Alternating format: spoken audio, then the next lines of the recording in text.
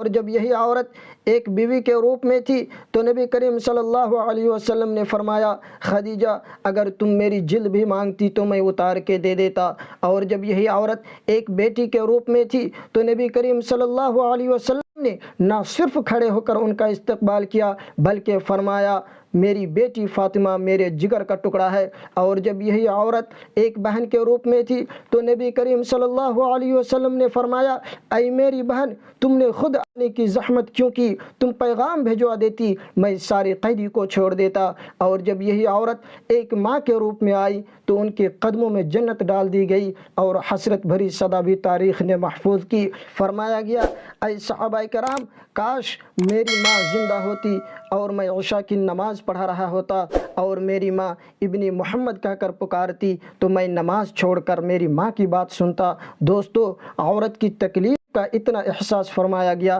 کہ دوران جماعت بچوں کے رونے کی آواز سنتے ہی قرات مختصر کر دی۔ اے امت محمدیہ کی بیٹیوں، تم بہت عزت اور عظمت والی ہو، اللہ تعالیٰ ان شہزادیوں کو بہت زیادہ عزت عطا فرمائے، آمین۔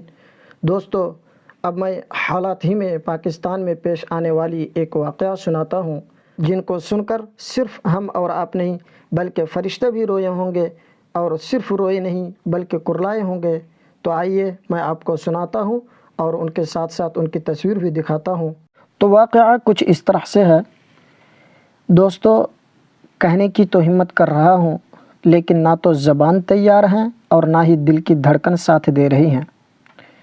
دوستو، 7 دن قبل ایک معصوم سی بچی نے، جس کو اللہ تعالیٰ کی رحمت کہا جاتا ہے، ایک ظالم باپ کے گھر جنم لیتی ہیں۔ آپریشن تھیٹر سے نرس معصوم بچی لے کر باپ کو مبارکباد دیتے ہوئے کانگریچولیشنز کہتے ہیں۔ پھر ظالم باپ نرس سے پوچھتے ہیں، بیٹا ہے یا بیٹی؟ نرس کہتی ہیں، اللہ تعالیٰ کی رحمت ہے۔ ظالم باپ دیکھے بنا بیڈ پر اپنی بچی کو پھینک دیتے ہیں۔ پھر کہتے ہیں، مجھے بیٹا نہیں بیٹی چاہیے۔ پھر اس کے بعد زخموں سے چور، درد سے چلاتی ہوئی، خون سے کرلاتی ہوئی ماں کہتی ہیں، بیٹی تو روز محشر آپ کو جنت میں ساتھ لے کر جائے گی۔ اس کے باوجود ظالم باپ، مجھے بیٹی نہیں بیٹا چاہیے۔ پھر اس کے بعد بچی کی ماں آہ بھری آواز میں کہتی ہیں کہ اس میں میرا کیا قصور ہے؟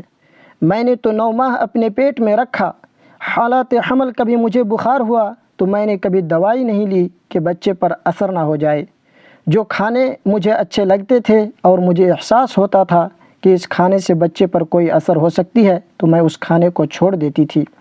یہاں تک کہ اٹھتے بیٹھتے چلتے پھرتے میں نے احتیاط کی کہ بچے پر کسی طرح کے برے اثر نہ ہو۔ درد سے کرلاتی رہتی تھی پر دوائی کبھی نہیں کھاتی تھی۔ بھلا مجھے بتلاؤ تو صحیح، اس میں میرا کیا قصور ہے؟ ظالم باپ چند منٹوں کی پیدا ہوئی بچی کو بیڈ پہ پھینک کے روم سے چلا جاتا ہے۔ پھر اس کے بعد کیا ہوتا ہے دوستو، آئیے میں آپ کو سناتا ہوں۔ فرشتے روئے نہیں کرلائے ہوں گے۔ جب ظالم باپ نے موقع پاتے ہی 5 گولیاں ایک معصوم کو مار دیں۔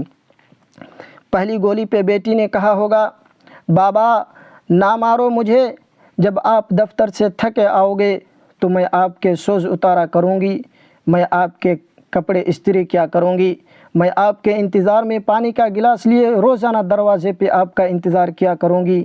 دوسری گولی پہ اٹکتی سانسوں کے ساتھ کہا ہوگا، بابا نہ مارو مجھے، میری ماں مجھ سے پہلے مر جائے گی، بابا نہ مارو مجھے، میری ماں میرے پیدا ہونے سے پہلے میرے لیے کھلونے لائی تھی، میرے جانے کے بعد ان کھلونوں نے پل پل تجھے بہت رلائے گی۔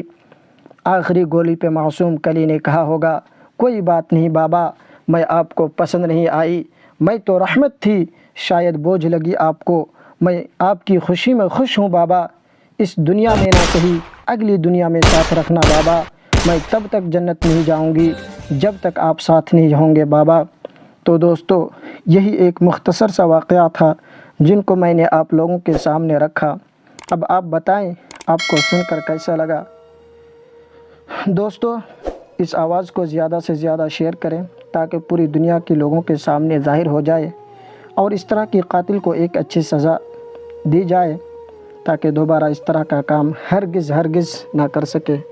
اور آخر میں یہی کہوں گا کہ ہمارے اس چینل میں آپ نئے ہیں تو ایک لائک اور سبسکرائب بھی ضرور کر لیں۔ پھر ملتے ہیں نیکسٹ ویڈیو میں۔ اللہ حافظ۔